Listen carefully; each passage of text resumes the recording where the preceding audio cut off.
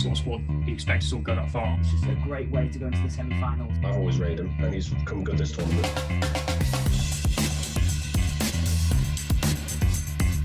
Welcome to the 5th episode of our Euro Football Lab. With me, Peter, Chris, and James, and our guest, our editor, Eddie. This episode we will go through the quarterfinals and also our predictions for the semi-finals. All right, guys. So let's start with the most interesting quarterfinal for us: England versus Ukraine. What did you guys think of England's performance? Personally, I thought it was amazing. It's what we needed. I think the main thing it provided for England was momentum, and I just feel like all the players after that game, it's just a great way to go into the semi-finals. 4 goals scored. That hasn't happened since before the 2000s. We haven't scored that many goals in a knockout game in a while, and I think it's going to boost players like Harry Kane for the next game against Denmark. Yeah, the last time was Euro 96 when England won against Netherlands 4-1, which was an amazing win. Mm-hmm. So 25 years since they won by a big result. So it was amazing that they got a good goal in the 4th minute, Harry Kane. And then I think second half, within a minute, they had the second goal, Harry Maguire. And I think that Gareth Southgate's choices paid off. You know, he brought Harry Maguire to the finals, even though he wasn't fully fit.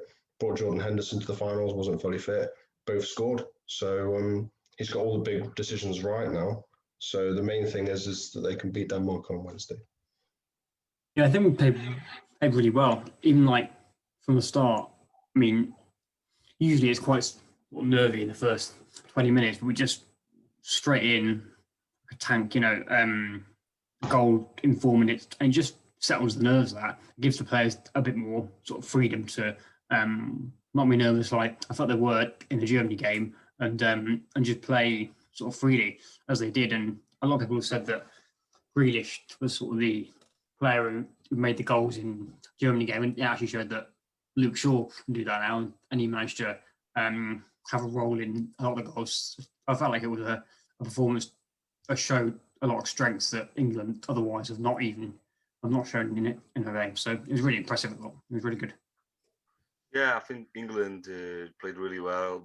The rival maybe wasn't at the best level, but still, Ukraine surprised Sweden. I think the first half was pretty boring. England scored a quick goal and then nothing much happened. But the second half definitely changed that. 2 quick goals which killed off Ukraine totally, and then another goal as well. So it definitely was one of the interesting games. If you're talking just about the second half, but Ukraine didn't really have much situations to even attack England's Pickford net.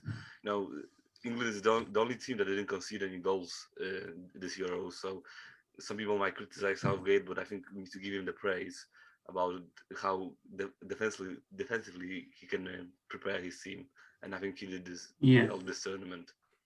I was going to say, that in the Germany game, Pickford, you almost felt was England's best player, but in that game, he had nothing to do at all, really. 90 minutes, there wasn't any sort of significant attacks from Ukraine, and there were no points in the game where you sort of felt it's on a bit of an edge now, and England might concede. It didn't happen at all.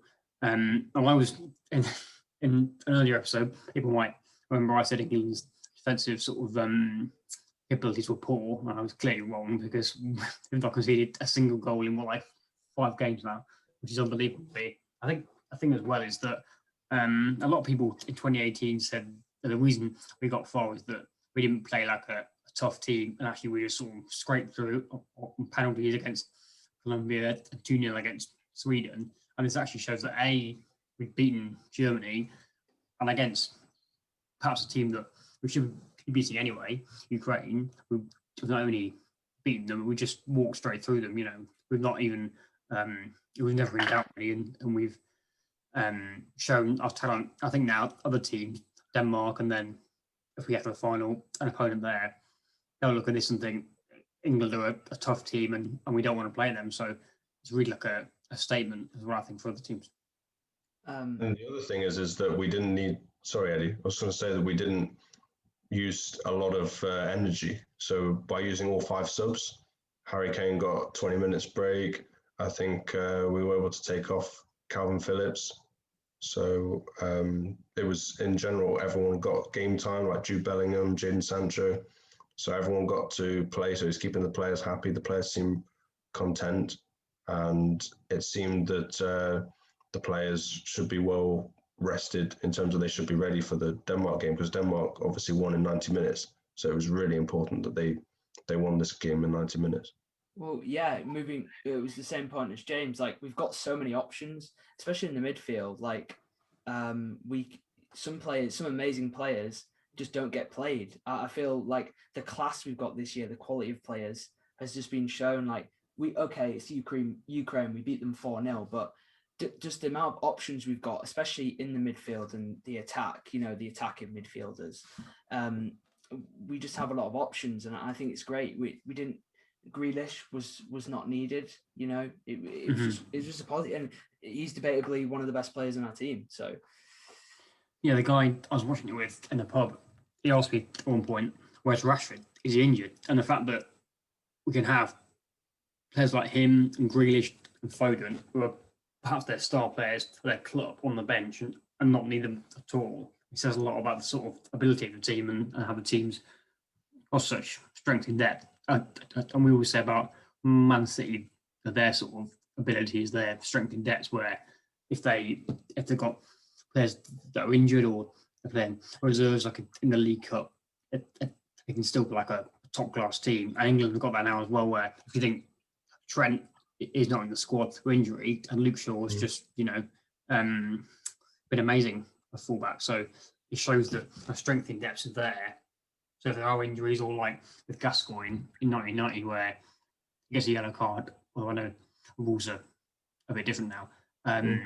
We've got the depth there that can bring players in and avoid any sort of issues. And that's not even the fact that. Oh, sorry, Pete. Go on, James. Finish on. I was just going to say that's even the fact that James Maddison didn't make the squad, or Danny Ings didn't make the squad, or Patrick Bamford didn't make the squad, or James Ward-Prowse. Those are 4 really good players. So we do have a lot of strength in depth. Yeah, I agree that England is probably one of them, maybe even the one team that has such a big competition in many of the positions, and it pays off this Euros. I think they've been, next to Italy, I think one of the best teams in this tournament with how well they defended. Even Germany couldn't really get past them except for one chance that Thomas Müller had. So it's really they have to get into the final. I don't see any other way. But to give Ukraine a bit of spotlight, I think they did really well to get to the quarterfinals. Anyway, they thought they were already out because they finished third in the group. Then they surprisingly beat Sweden. I didn't think that they could do it, and I think Sweden could have potentially be a more tougher game for England. With Ukraine, beat Sweden, fair play to them, and they went to the quarterfinals. And as Shevchenko said, for them, this is like the final, playing in the quarterfinals against England. So fair play to them. I think it was an easy game, but they also did give England players the money for own. So fair play to them as well. I think as well, Ukraine have had a great tournament. If you think in the groups, their performance against the Netherlands was unbelievable, really. They took them to 2-2 at one point and then only lost a goal right at the end. So they've had a great sort of tournament. But another thing I wanted to mention was Jordan Henderson's first ever goal for England. He's played over 60 games now and never scored. I mean, it's not as if he's a centre back or anything. He's a midfielder who scores regularly with his club, and he never scored until now for England. And recently, obviously, he's had a lot of disappointment where he missed the penalty in the warm-up games, and then there was a goal against earlier on in the tournament was ruled out for offside. So he's had a lot of sort of chances that sort of nearly were. So to sort of wipe that clean and to get a goal, I think now that'll reduce his nerves and mean that he can play a bit better, hopefully against if he comes on against Denmark. I'd say he should start actually, because when he came on the field, there seems to be a lot more control in the midfield area. They seem to have a lot more possession and control of the ball. So I think that he is an upgrade. He's better than probably both Calvin Phillips and Declan Rice. So I think that he should start instead of Declan Rice. and play Calvin Phillips with him. With Henderson, though, wouldn't you say, James, that like save him for bigger games, like against Ukraine? Like I think we play him against Spain or Italy. I think we get there. Yeah, well, yeah, it's optimistic. Yeah. I'm gonna say here that England cannot ignore Denmark. Denmark have been absolutely brilliant in this tournament as well. They started off bad because of Eriksson, but then beating Wales 4-0, beating Russia 4-1, and the Czech Republic, who eliminated the Dutch as well 2-0. We can now slowly maybe move on to that game. The Czech Republic, Denmark. Can I say one more thing about Gareth Southgate? I was just going to say that such an improvement on Roy Hodgson. If you think about it, the FA should have sacked Capello when England played poorly, lost 4-1 at the 2010 World Cup. Then they should have sacked Hodgson when he did poorly at the 2014 World Cup. And they didn't when everything just got worse after that. But Southgate's taken England to a whole new level. Like, he gets on well with his players. He handles the media really well. He's a young, progressive coach. And you think about his record at major tournaments, semi-finals at the World Cup 3 years ago and semi-finals at the Euros this time. Yeah. Like, he's got a really good record. I agree, yeah. I just want to say as well that, I mean, in 2016, it was just an awful tournament where we scraped through against Wales in the ropes and then lost to Iceland. So the improvement is unbelievable. I agree. Yeah. Have we got time for one more point, or are we moving on to the next one? We have time. I was just going to talk about, I think, the defence, right? We haven't had big English defenders in a while, but I think we're now seeing Luke Shaw, Maguire and Stones, maybe not Walker, but they're becoming big names, like legend. I believe they'll become like legends of England, because we haven't had a Ferdinand, we haven't had a big, things like that. I think that's a good point. I think, we haven't had them in like a while. I think that's a good thing to mention. Like, solid defense, if you think about it, very solid. It's definitely a better oiled machine than the one 10 years ago with all your stars, Lampard and Gerrard, and it pays off. It didn't pay off 10 years ago. It pays off now. Maybe it's a different mindset that the players have now compared to the previous generation, where they all were in different clubs and rivaling and not really integrating. I think it's a different story with this team.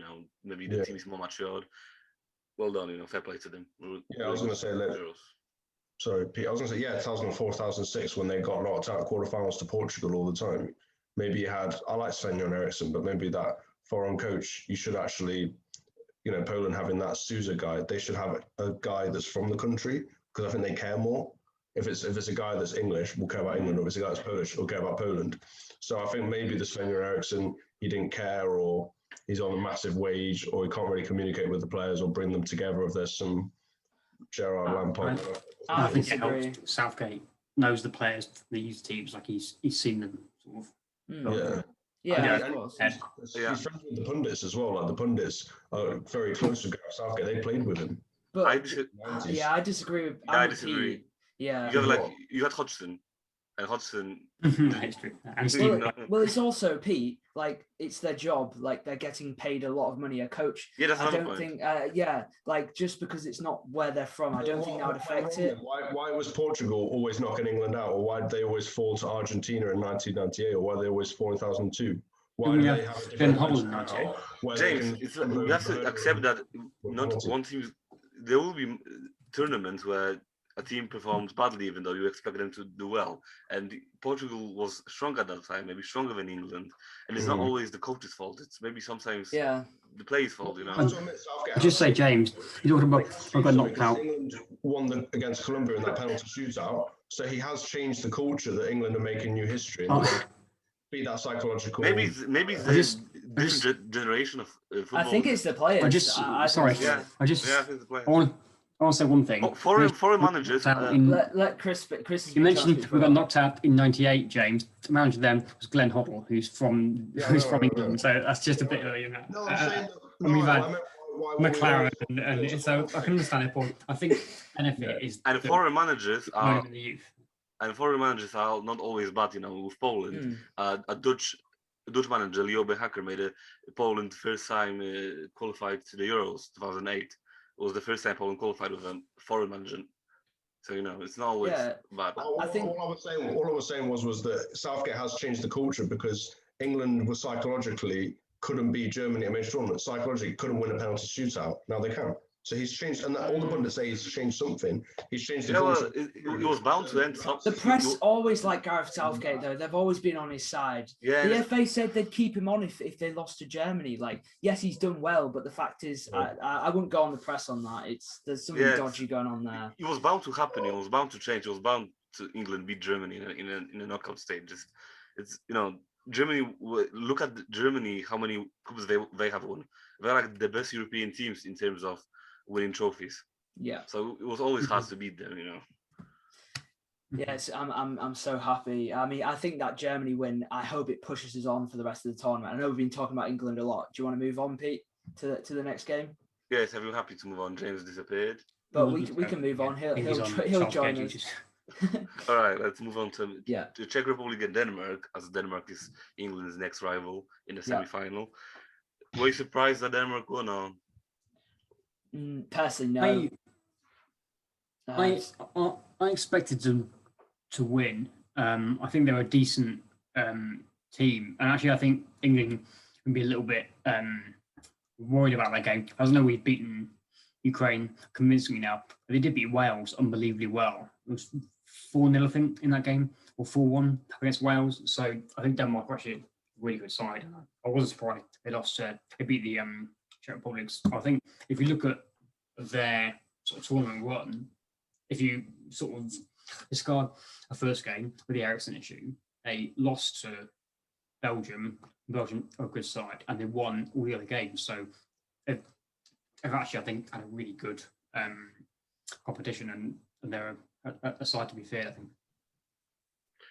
We're talking about Denmark now, aren't we? Denmark, Czech Republic. I was gonna put a bet on them winning 2-1 Denmark. So I said that before the match. Of course you did, yeah. Yes, I did. Yeah, my girlfriend said to me, "Well, who's going to win?" I said England and Denmark. I said England 1-0, so I got that wrong, and I said 2-1 Denmark. Okay. So I got the Denmark right. Shoulda, coulda, woulda, though. I'm joking. James, it doesn't matter. I said that Italy's going to win the Euros if they win. I didn't bet on them, so it doesn't matter. I bet on them, so that's not going to go well. Chris, you made a big error. Chris, what do you think? I think Denmark are going to give us a harder game than Germany did. Would you agree? I would agree. Yeah, I think it's going to be tough. Germany are a good side, but they are sort of not as good as they were, say, 5 or 10 years ago. So it's going to be a hard game, and even without Ericsson, just as a player in the squad, he's a really good player. Losing him was clearly a loss, but I think even so, they've done really well, and they've impressed every team that they've played since then. Yeah, Kasper Dolberg's a really good player. Like, he was good at Ajax, and I've always rated him, and he's come good this tournament. So he's a danger. I think he's probably their biggest danger man, and then obviously Kasper Schmeichel. Well, there are many, like Kjær as well. Kjær is great, on midfield, very dangerous as well. They have very good crosses, which are very lethal. I'm going to praise the Czech Republic, because after the first half, Denmark absolutely crushed Czech Republic. They were scoring and had many more situations than the opponents.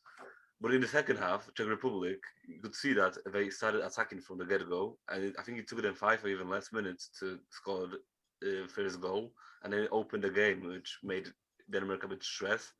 And from that moment, the game was really equal, and I would even say that Czech Republic were better at that time.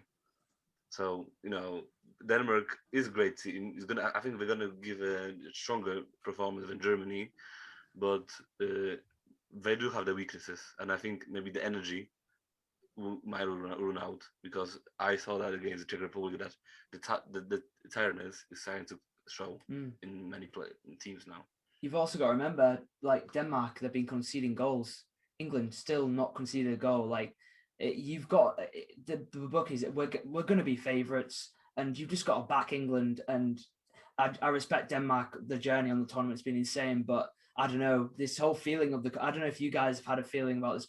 Like, I don't know. It's just, I don't want to get too carried away, but I think we're getting to the finals. Let's face it, final is definitely for England. Like, I'm not sure. I think Italy, but I'm like on the edge. But England is definitely in the final. I knew it after they beat Germany. I said it's going to be easy to get to the final. Easy road to get to the final.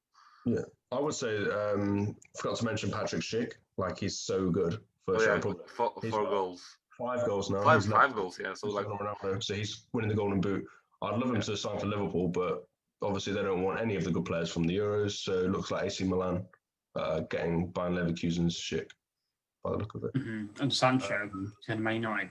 Also, not even related, but anyway, that's also a sort of player that started the Euro. James's theory about Jadon Sancho wasn't true. He got played. Just saying. You were saying last episode, guys, if you remember it, he was on about Jadon Sancho. Yeah, but Eddie, you didn't know the inside story why he wasn't being played. He wasn't being played for a reason. He wasn't being played because Southgate knew about the whole Man United thing, knew he might get distracted. When that got announced, he suddenly plays him. It's a bit of a coincidence. All right, well, fair enough. Possibly. Fair enough. It's just a bit of banter, but it's fair enough. Crap banter, Eddie, crap banter. Oh, fair enough.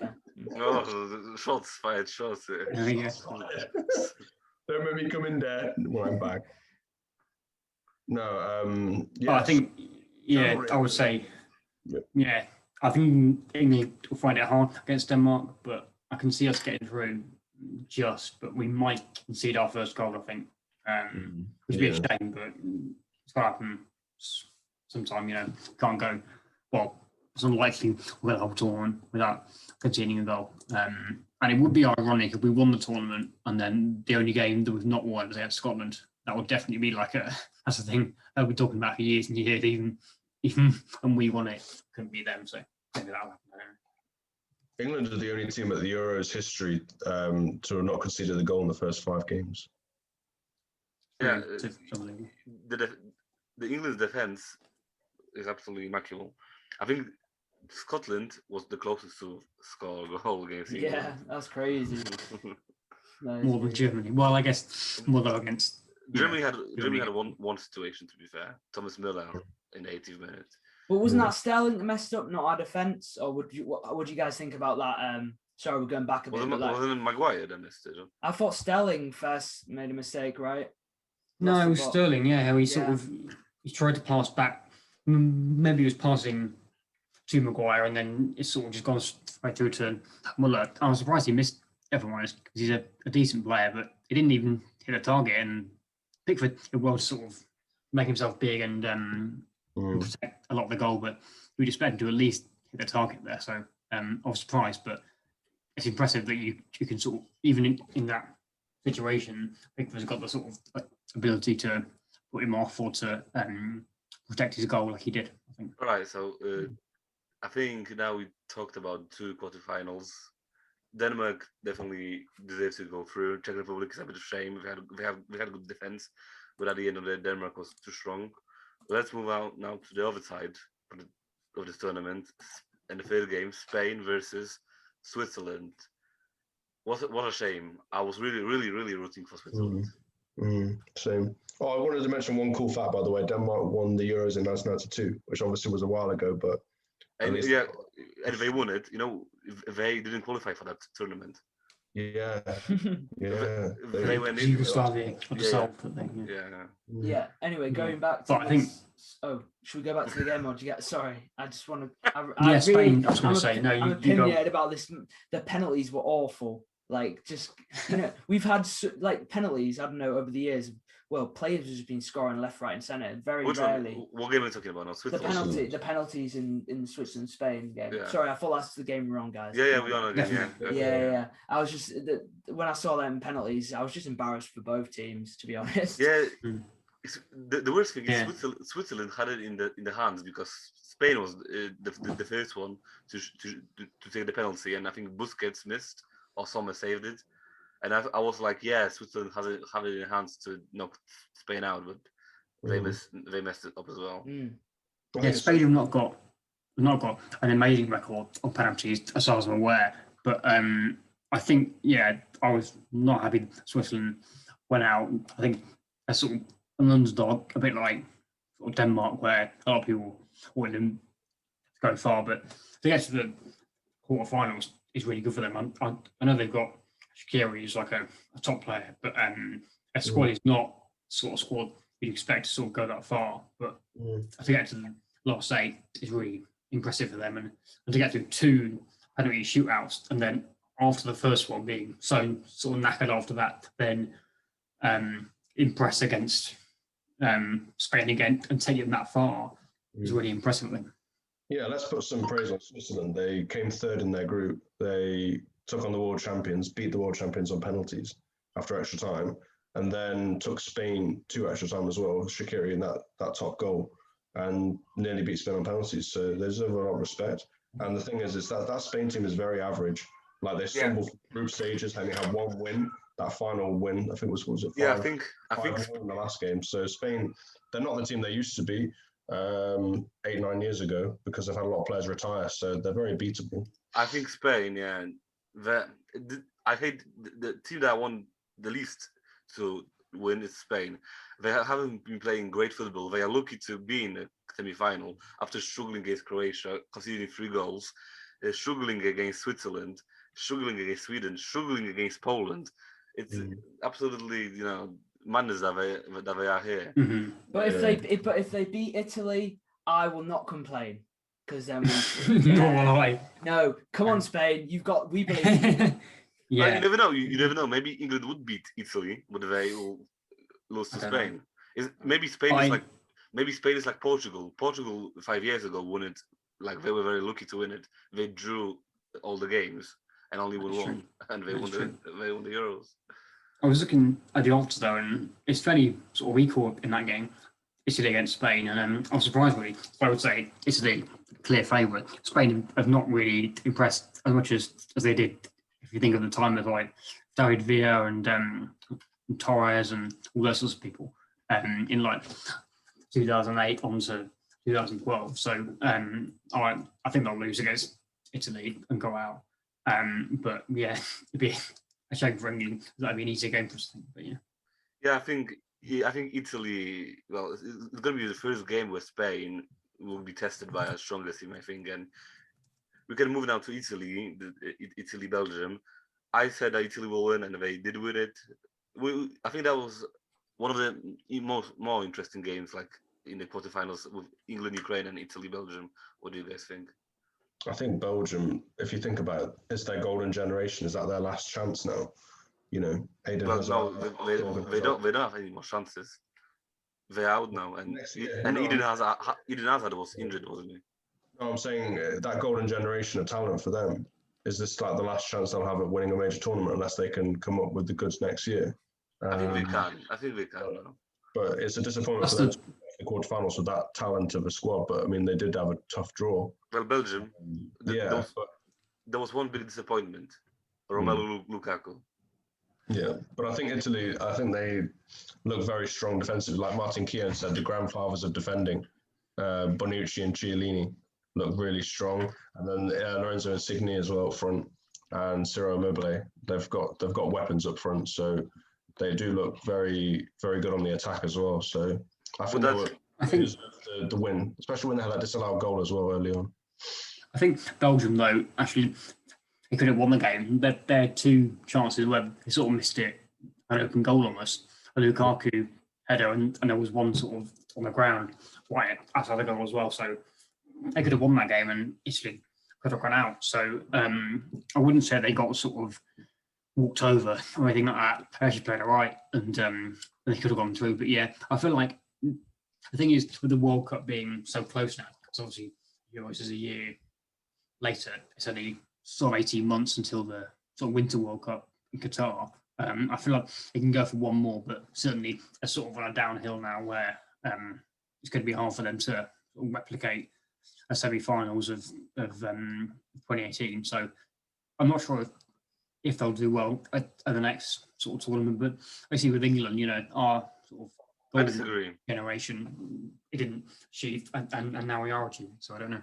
I disagree. I think Belgium will produce good players that can kind of fill the shoes. Maybe they will have one tournament off. Maybe it's going to be Euro 2024. Maybe the World Cup where they will disappoint, but then I think they will get the team more mature, more experienced team in the next couple of tournaments and be back to the great that they can be.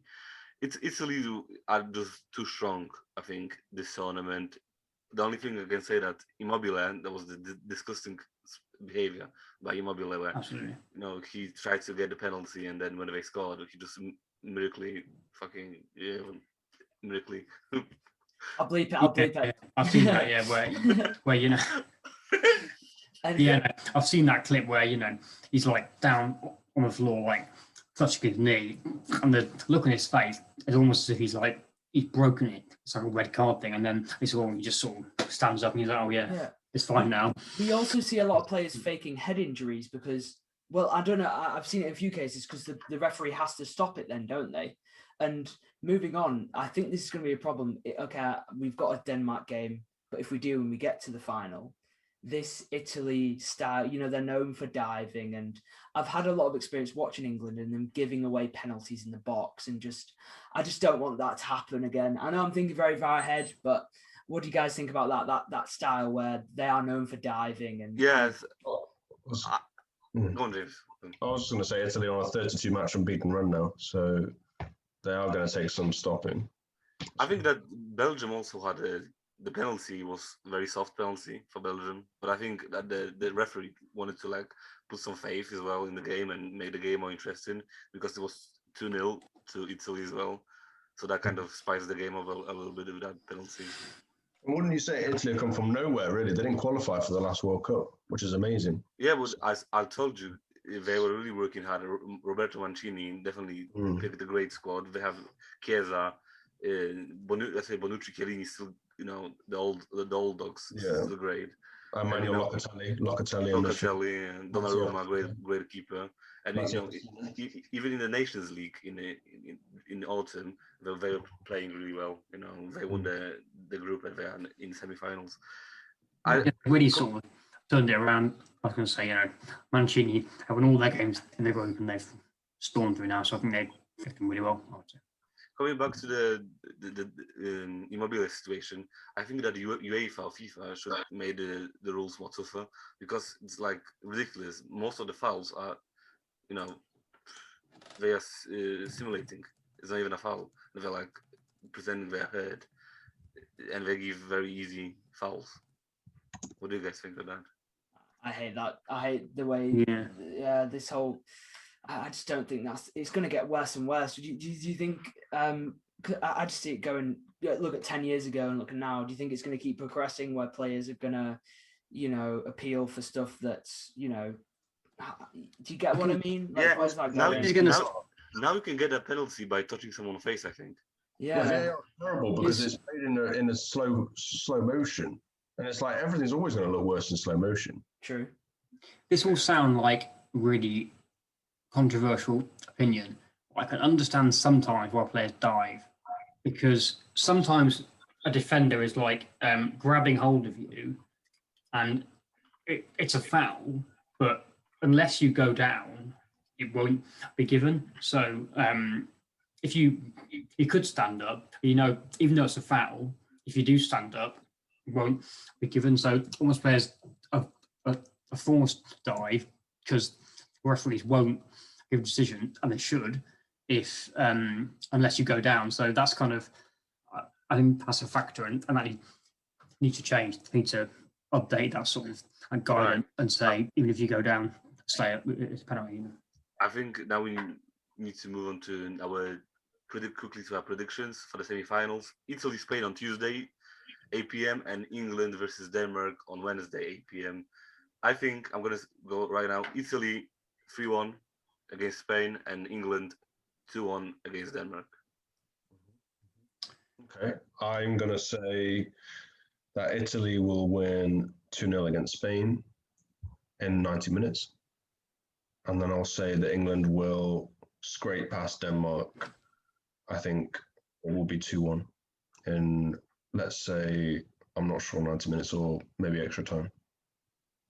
I say Italy 3, Spain 0. That could be a real kind of rout.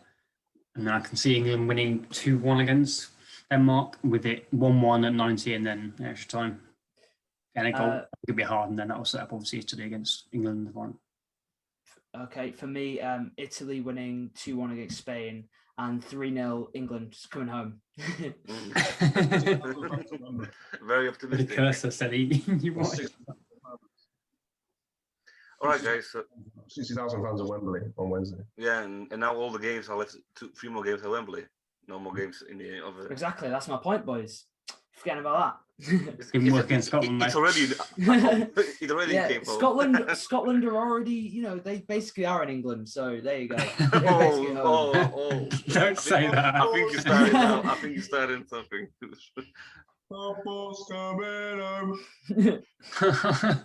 Anyway, guys, thank you for joining us today for our 5th episode of Football Lab. Thank you very much for watching, and see you guys next week for our last show on Europe. See you later, guys.